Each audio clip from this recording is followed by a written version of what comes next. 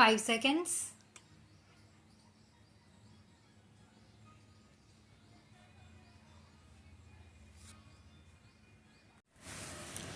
The statutory character of the body and the composition of its membership are in themselves evidence of the government's desire that there should not be too much departmental interference with the internal affairs of the universities, while at the same time ensuring that proper standards are maintained and some of the glaring defects of university education removed.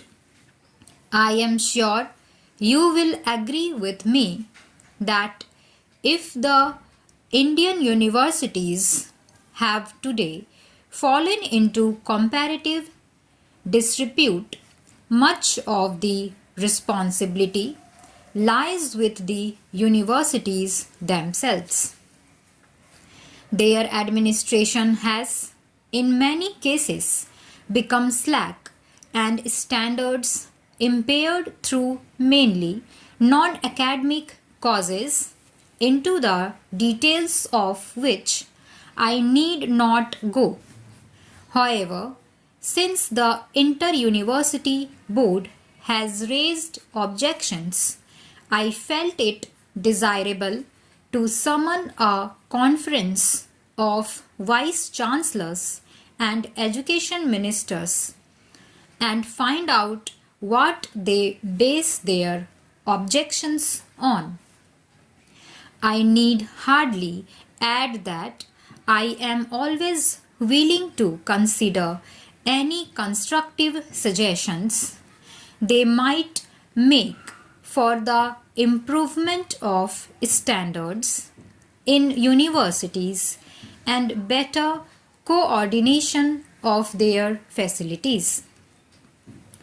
I assume that we have met with a common objectives, the reform of university education with a view to making the universities agencies of national regeneration in independent India.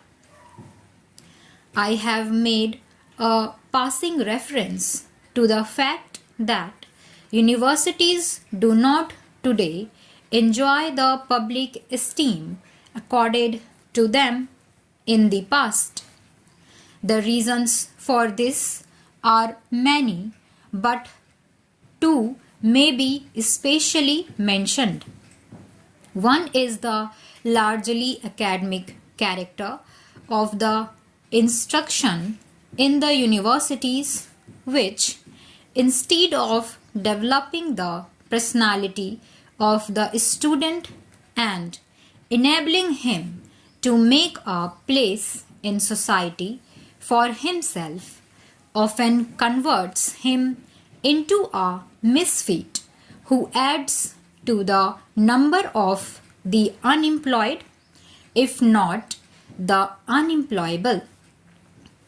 The other is that even the standards of academic education have fallen so much that persons who have reached the highest stage are not only ill-informed and ill-educated about the affairs of the world, but are sometimes ignorant of the elementary things in their own fields of study.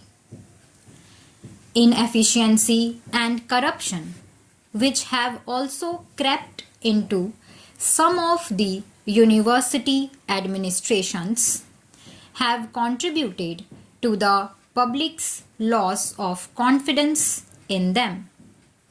While no one is more keenly conscious of the defects of the present position, I should at the same time like to say that I do not believe that a sweeping condemnation of the universities, and university education is justified right today. I must also point out that not all the present defects of the universities are due to faults of the staff or the administration. Many of them are a direct outcome of the system which has been set up. The fact that a university degree is an indispensable condition for employment in most types of service has induced a rush for degrees and led to overcrowding in the universities. As a degree is regarded as a passport to any employment, some universities felt that they should not deny this passport to their students. There was thus a tendency to pass as many students as possible, if necessary, even by lowering the standards. Once this downward trend began, it was difficult to check it for any university which sought to maintain a high standard faced the risk of losing its students to other universities with lowered standards. The fact that degrees are essential prerequisites for employment had an undesirable effect on students as well. It made them pay more attention to the passing of examinations than to the acquisition of knowledge. On the other hand, the lack of adequate financial support for the universities leaves them with no option but to encourage the inflow into universities of as large a number of students as possible. In a situation where many of the universities derive a major portion of their income from the tuition and examination fees of students, it is difficult, if not impossible, for the university to exercise adequate control on the discipline and standards of study of its students. I may tell you that the government is aware of these problems, and we are now considering various measures to ease the situation. In many countries, the possession of a degree is not an essential condition for employment in government service. We are therefore also considering whether a change can be made in our present practice. A proposal is under examination that we should not insist on degrees for employment except only in specialized posts which require high academic qualifications.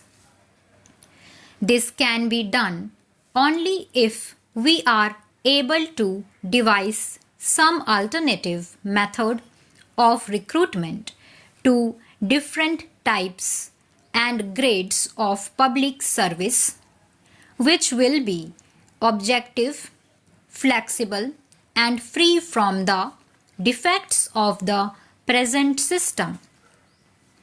I have mentioned that one defect of the existing system of university education is its abstract and academic character.